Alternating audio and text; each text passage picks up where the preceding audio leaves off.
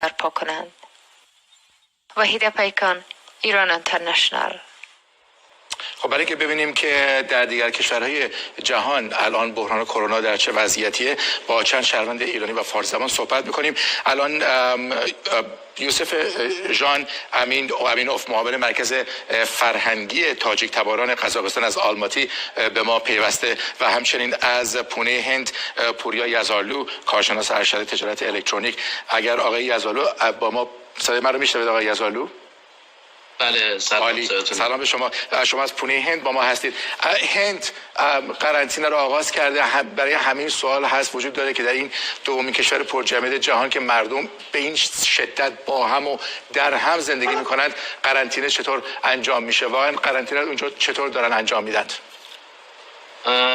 اینجا به خاطر جمعیتش همونجور که خودتون مستظر هستین، ما خودمون خارجیایی که اینجا بودیم و حتی یه سری از دوستای هندی من میترسیدن که اگه این ویروس بیاد داخل این جمعیت چی قراره بشه، ولی خوشبختانه دولت با همکاری پلیس تونست خوب جمع بکنه و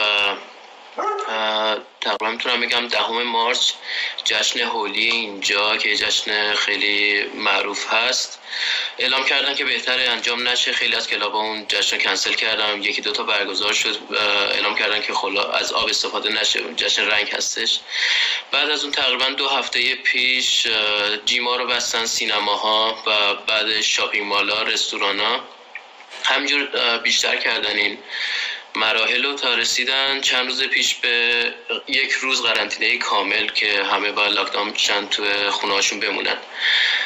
و فکر میکنم به صورت آزمایشی بود که ظاهرا جواب گرفتن و مردم همکاری کردن. خوشبختانه از قبل چیزایی که لازم داشتن و خریداری کردن، گذاشتن خونه و همکاری کردن با دولت هم خیلی راه اومد اون روز. ولی بعدش دوباره اعلام شد که برای 21 روز و این دفعه یه خورده چون مدتش طولانی تر بود مردم ریختن بیرون برای خرید کردن و اینا.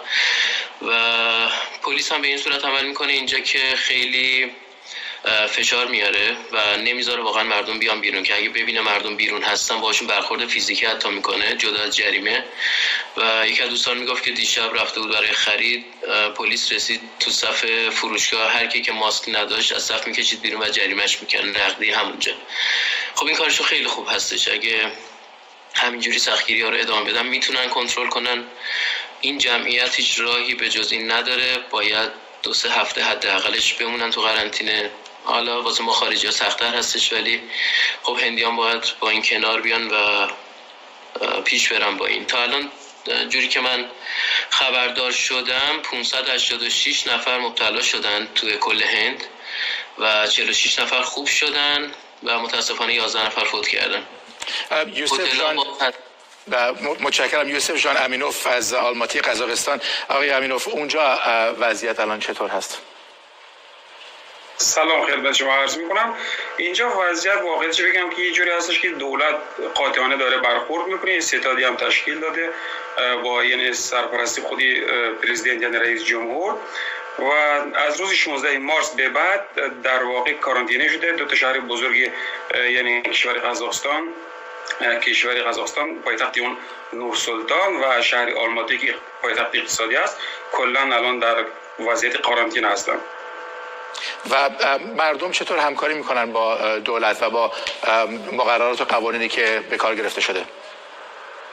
1-2 روز اول واقعا خیلی سخت بود، چون مردم عادت نکرده بودن با این. مثلا یعنی برو برگر هر روز از استان‌ها می اومدن مرکز شهر. بالاخره آلماتی شهری هستش که پایتخت تجاری محسوب میشه، زیاده از 500,000 نفر از بیرون می اومدن از استان به اینجا کار میکردن، برمیگشتن. روز اولی که یعنی پلیس ها رو گذاشتن ایستگاه پلیس، یه ذره مردم اونجا جمع شده بودن و یعنی بعد از 1-2 روز الان وضعیت خیلی خوب هستش. در واقع مردم دارن اینو استقبال میکنه از این وضعیت، چون کسی نمیخواد که این ویروس یعنی روز به روز بیشتر فراگیر بشه تو این یعنی کشور. از برلین آلمان هم نگین بهکام روزنامه‌نگار الان به ما پیوسته. خانم بهکام، در آلمان یا حداقل در برلین الان اونجا زندگی چطور جریان داره؟ چه ها تعطیل هستند و مردم چطور دارن همکاری میکنند؟